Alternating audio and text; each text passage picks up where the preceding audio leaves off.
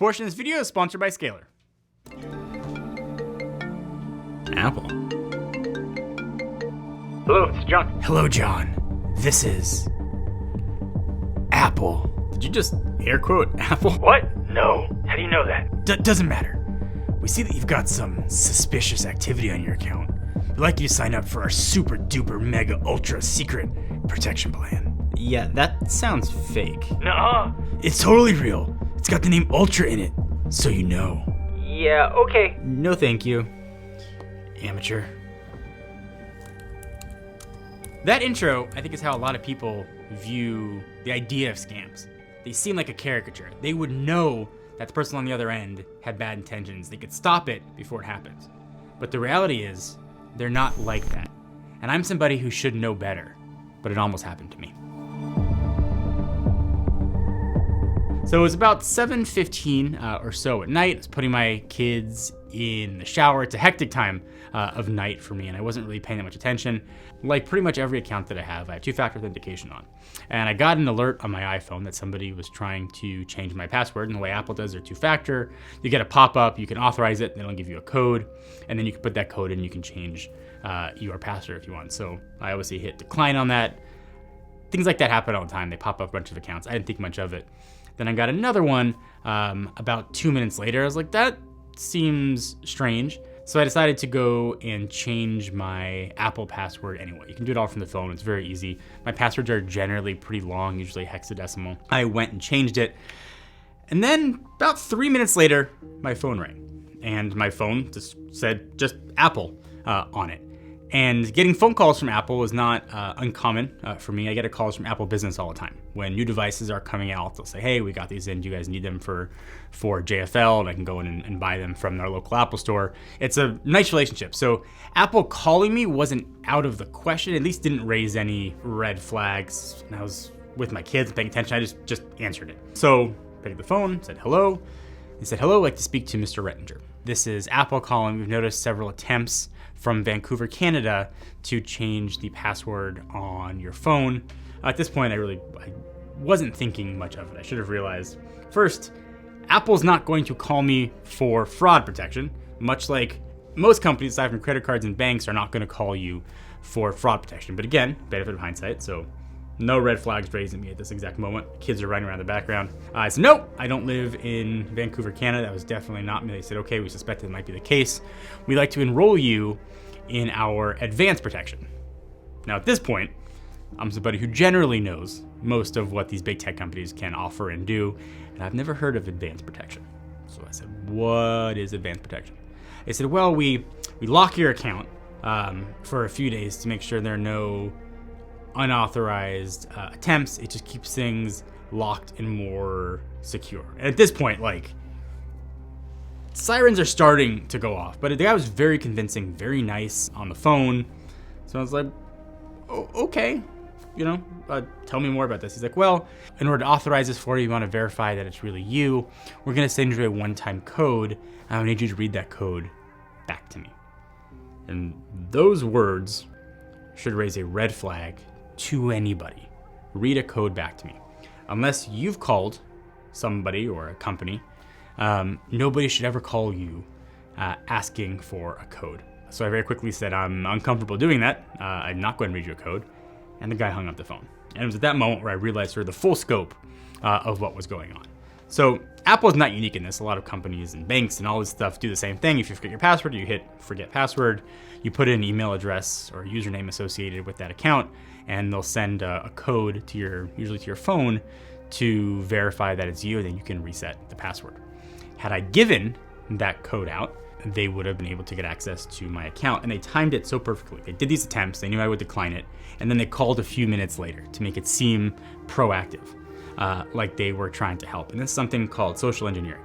You see it all the times with cell phone companies, people trying to get access to get a new SIM card, take over your phone. You see it across cell phone carriers, obviously.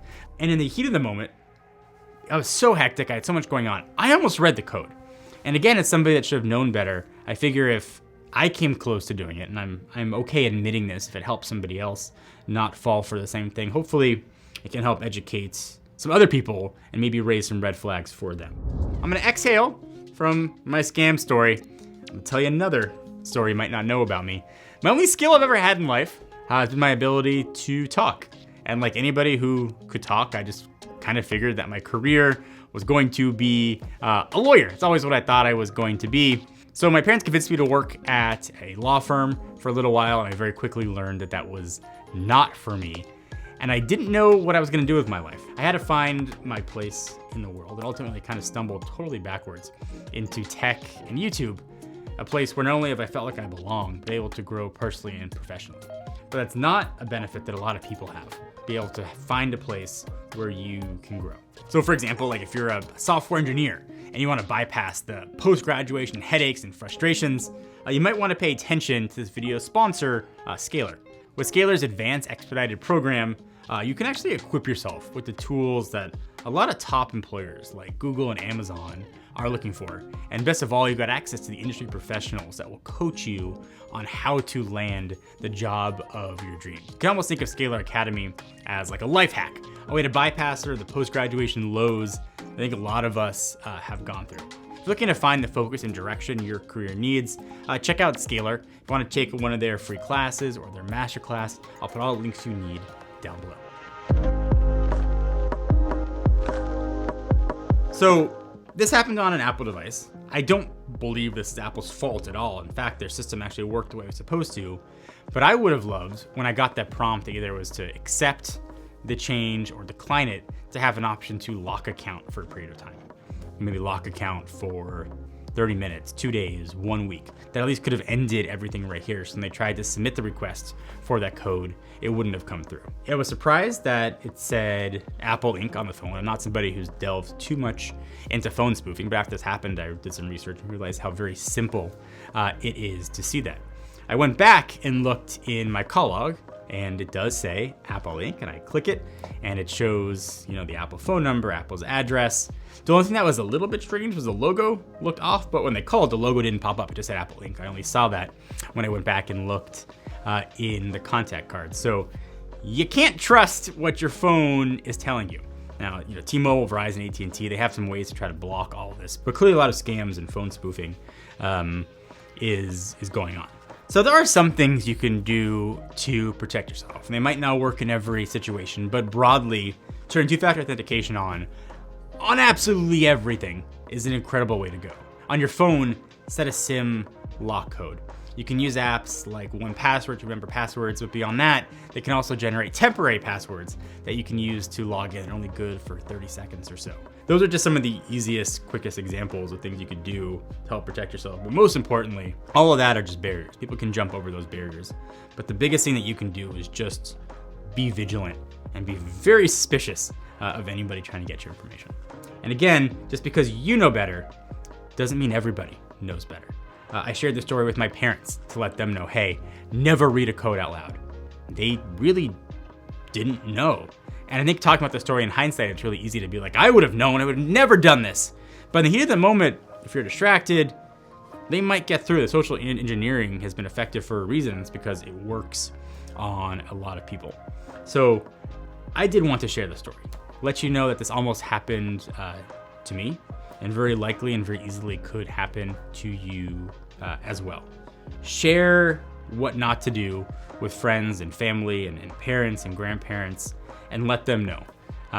If these scams become less effective, presumably the scammers will stop doing them. They'll probably move on to something more advanced, but at least if we can stop this right now, I think it'll help a lot of people keep their identity, their accounts, and their personal information as safe as possible.